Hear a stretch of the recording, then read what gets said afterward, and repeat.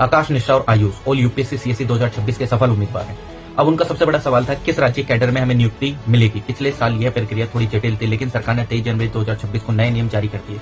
इस कहानी में हम उन सभी महत्वपूर्ण बदलावों को बताएंगे जो इस नए कैडर एलोकेशन पॉलिसी 2026 में किए गए। सबसे डिटेल रूप से क्या है कैडर एलोकेशन पॉलिसी। सबसे पहले कैडर एलोकेशन पॉलिसी वह नियम है जिसके अनुसार यूपीएससी के सिलेक्टेड आईएएस आईपीएस आईएफओएस उम्मीदवारों को किसी राज्य संयुक्त कैडर में नियुक्त किया जाता है। यह नियम डीओपीटी द्वारा तैयार होता है और आईएएस आईपीएस आईएफओएस जैसे सेवाओं पर लागू होता है।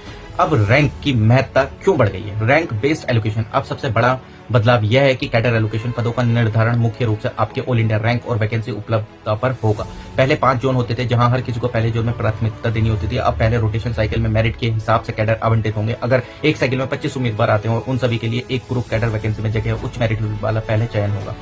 मतलब आपका ऑल इंडिया रैंक, आपकी श्रेणी यानी कि आपकी जो कैटेगरी है और वैकेंसी की उपलब्ध तीनों को मिलाकर निर्णय लिया जाएगा। यही नया सख्त रैंक बेस्ड सिस्टम। इनसाइडर और आउटसाइडर का नया नियम। इनसाइडर यानी कि होम स्टेट। अगर कोई उम्मीदवार अपने होम स्टेट में नौकरी चाहता है तो अब नियम यह कहता है कि उसके घरेलू कैडर इनसाइडर विकल्प के लिए दूसरा उसके रैंक और उसकी श्रेणी के हिसाब से पर्याप्त वैकेंसी होनी चाहिए और सबसे अहम होम स्टेट इच्छा देना जरूरी है, वरना इनसाइडर कैटेगरी में कंसीडर नहीं किया जाएगा।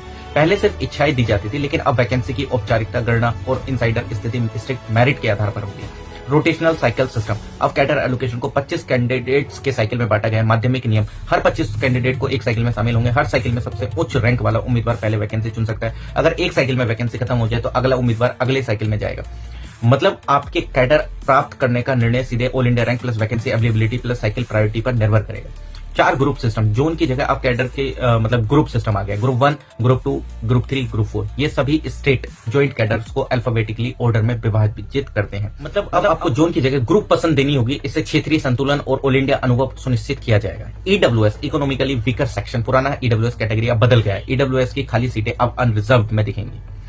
इसका मतलब यह है कि ईडब्ल्यूएस उम्मीदवारों के लिए अलग कैडर अलॉट नहीं रखे गए हैं, बल्कि उन्हें यूआर वैकेंसी में मिलाकर रोटेटर में दिखाया जाएगा। पीडब्ल्यूडी को प्राथमिकता। नया नियम कहता है कि आउटसाइडर एलोकेशन है। पहले पीडब्ल्यूडी उम्मीदवारों को प्राथमिकता दी जाएगी, उसके बाद अन्य उम्मीदवारों को एलोकेट किया जाएगा।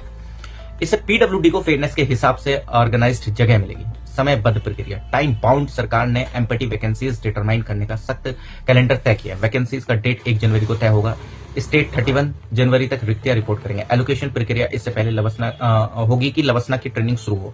क्या यह 2017 की पुरानी नीति है? नहीं, 2017 की नीति जोनल सिस्टम पर आधारित थी, जिसमें जोन पसंद और रोस्टर चलता था। नए में group system, rank cycle, merit based vacancies और इनसाइडर आउटसाइडर स्ट्रिक्ट रूल शामिल किए गए हैं।